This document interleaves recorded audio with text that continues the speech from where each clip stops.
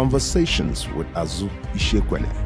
The expression of dissent through public protests the world over is one of the inalienable rights of citizens in a democratic setting. Recently, as we've seen in Uganda, in Kenya, and most recently in Nigeria, these rights are being abridged, and this forms the basis of our discussion today on Deepening the Conversation, our interactive segment of Conversation with Azu, which is published on the back page of Leadership newspaper every Friday and syndicated across many other online and foreign platforms. With me in the studio is Azu Ishekwene, the author, who has come to discuss with me the topic, The Ghost of a Witchfinder General.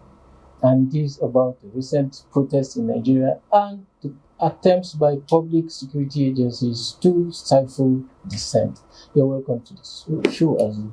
Thanks for having me. It's a pleasure to be here. Your article is very anecdotal. It draws from 16th, 17th, 18th century England.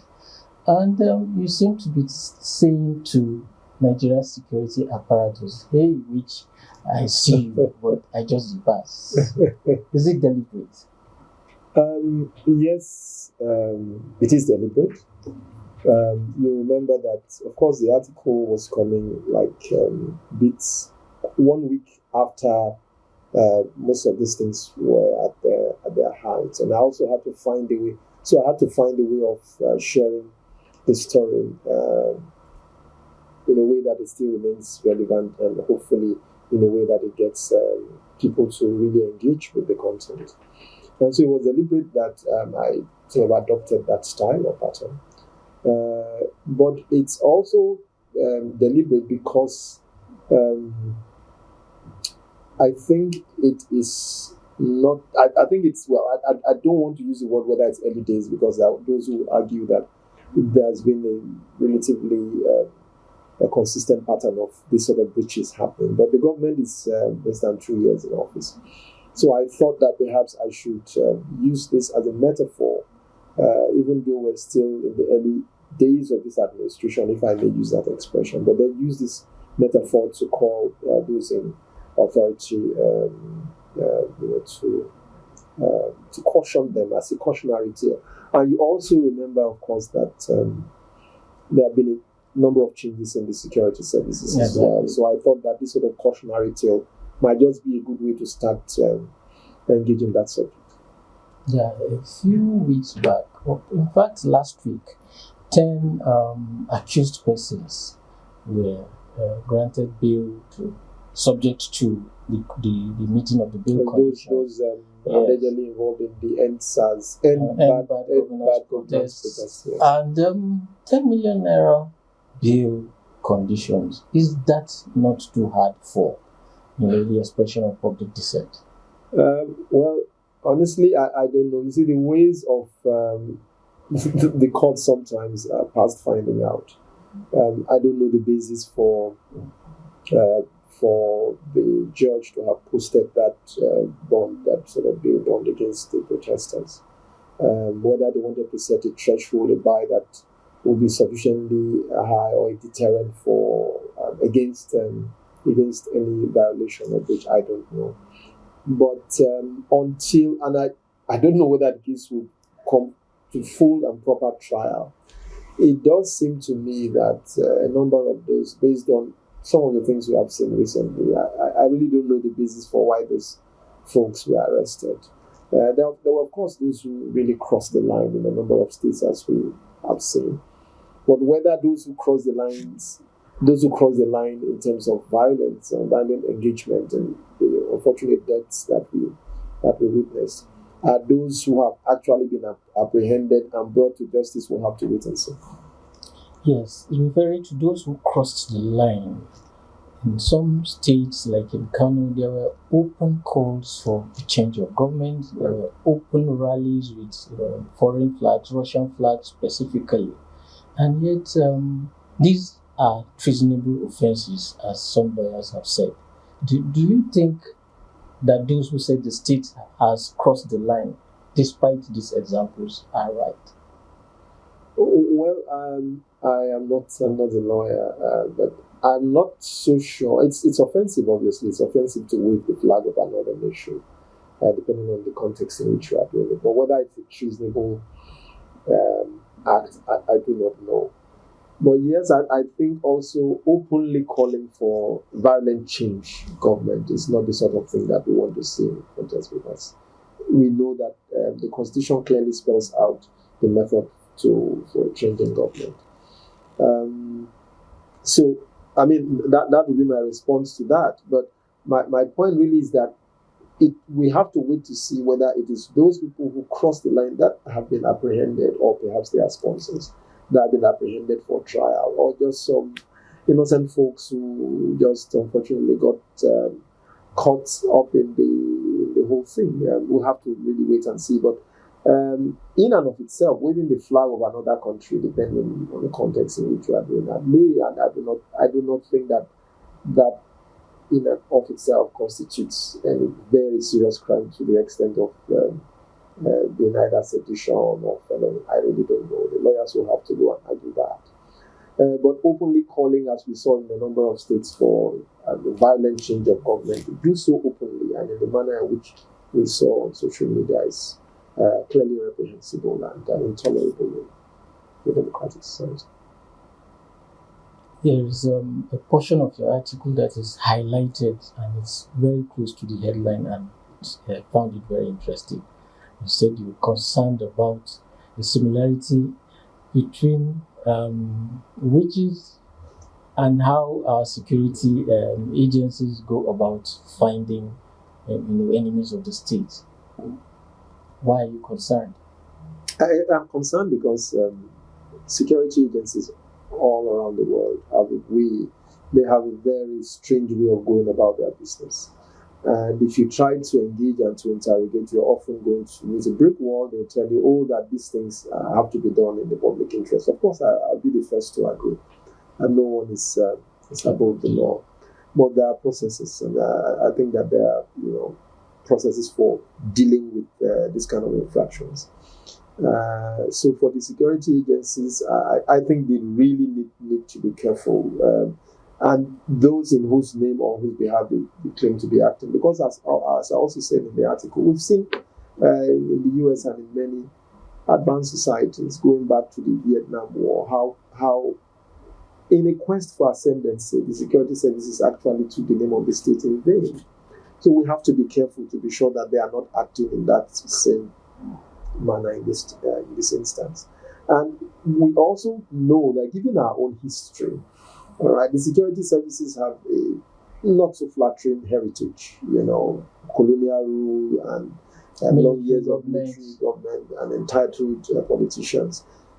So you have a situation where very often security people, services think that they are acting, they think that they owe their loyalty more to presence than to the country or to the constitution. And we have to be careful. We really don't know we have to be careful to advise ourselves appropriately about which agenda people are pursuing when they claim to be acting in the interest of public safety and security. That's what we expect them to do. But history has shown us repeatedly that more often than not, they are pursuing an agenda that is totally different. There is hardship in the land, like you rightly observed in your column. Isn't this a recipe for more protests? Well, sure. I mean, and I do not think we have to. It's not a matter to be legislated upon. If people feel aggrieved or feel unhappy that the government that they voted in power, that they do not immediately feel the impact of the policies of that government, the positive impact, of course, on their lives, they're entitled to protest and to make their voices heard. Now, it is then up to the government, because as I also argued in the article, quelling rebellion or quelling protests and public protests. Public protests are a symptom of the disease. Right? The real root of the problem is hardship. And I'm not suggesting for a moment that this is a purely Nigerian thing. It's sort of gotten worse since post-COVID all across the world, as you also said in your intro. But it is important for people not only to get a sense that their grievances or their quest for a better living is being addressed, they also need to see it. And they need to see it in the lifestyle that government functionaries and government officials live. They need to see that if you're asking people to tighten their belts, you are not loosening yours or living large and then coming to preach. They need to see the evidence. And I think one thing that might also be useful, which in my view might assuage intensity of further protest, is also for people to have some sort of clarity about what is next. So there's been a gradual and very consistent slide in quality of life, right? So, but if you are saying, which is the government's argument, that this is just a temporary situation, they need to have a clear picture, because we've been here many times before. Governments will come and say, "Oh, don't worry, this is just a temporary problem. We are going to, very soon we'll get to the other side of the road." And we never seem to get there. So you cannot blame the people for not believing you when you say that. You have to give them clarity. There has to be clear, evidence about what is next, and that you are actually, by your word and by conduct, both of, that you are leading them exactly in the direction that you promised to lead them. And finally, again, like you observed, President Tinubu himself and many members of his kitchen cabinets are forerunners of protest and protest movements. Yes. They are, like to paraphrase Professor Wole Soyinka, the Nobel laureate, they are not the people Nigerians expect that will give people bullets when people are asking for bread. So you concluded your article with a subtle prompting of the president that he should be cautious. What do you think he needs to do better? Oh, well, a number of those things, in my view, I think I also highlighted in that article. See, it's not the business of special assistants or security services or officials. The job and responsibility for the running of government stops purely and squarely at the table of the president. And I get a sense that Nigerians want to see him in front.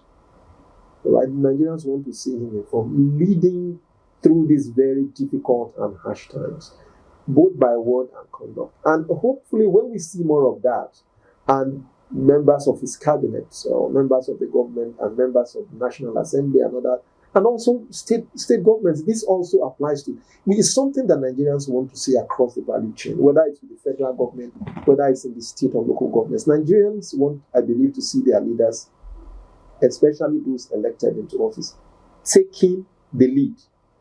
All right, and once we begin to see that in words and actions, I'm sure that it'll be easier to bear the hard times, much easier than currently is the case. Yes, this is the right place to draw the curtain. We want to see our leaders leading from the front and doing what not telling us to do as they say, doing what they say they would do. Well, this is where we conclude conversations with Azu today.